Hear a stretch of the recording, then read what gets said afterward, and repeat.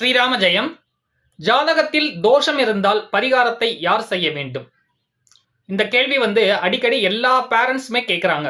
என் பையனுக்கு திருமணம் தாமதமாகிட்டே போய்கிட்டே இருக்கு, குழந்தை பாக்கிய அமைப்புகள் தாமதமாகிட்டே போய்கிட்டே இருக்கு, வேலை கிடைக்க மாட்டேது, அவனுக்காக நான் ஏதாவது பரிகாரம் பண்ணலாமா அப்படின்ற மாதிரி நிறைய பேர் கேட்குறீங்க.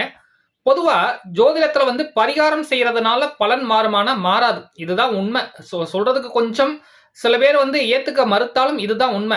ஏன்னா பரிகாரம் செய்தா பலன்கள் மாறிடும்னா பணக்காரனுக்கு பிரச்சனையே இருக்காது. இதை நீங்க முதல்ல புரிஞ்சுக்கணும். அதே நேரத்துல சாஸ்திரத்துல அதே நேரத்துல நம்ம பண்ணக்கூடிய புண்ணியங்கள் ஏதாவது ஒரு விதத்துல நம்மளுடைய கர்மாவை மாற்றுமா அப்படின்றதுதான் இங்க கேள்வியான அமைப்புகள்ல இருக்கு.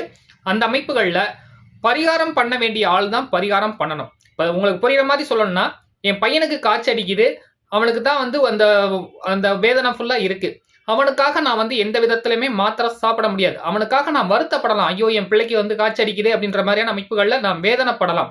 ஆனா ரியாலிட்டி அப்படின்றது என்னன்னு பாத்தீங்கன்னா, அந்த வேதனையை அவன் தான் அனுபவிப்பான். அப்ப அவனுக்கு தான் ஊசி போடணும், அவனுக்கு தான் மாத்திரை கொடுக்கணும். சாஸ்திரம் என்ன சொல்லுது அப்படின்னு பாத்தீங்கன்னா, 8 வயசுக்கு கீழே இருக்கிற ஆளுக்கும் 80 வயசுக்கு மேல இருக்கக்கூடிய ஆட்களுக்கு மட்டும்தான் அவங்களுடைய நெருங்கிய ஆட்கள் பரிகாரம் பண்ணிக்கலாம். 8 வயசுக்கு மேல இருக்கிறவங்களுக்கு அந்த பர்டிகுலர் பர்சன் தான் அந்த பரிகாரத்துக்கான பரிகாரத்தை பண்ணணும். ஸோ அதனால மற்ற யாருமே பண்ணா அதன் மூலம் எந்த அளவுக்கும் யூஸ் கிடையாது.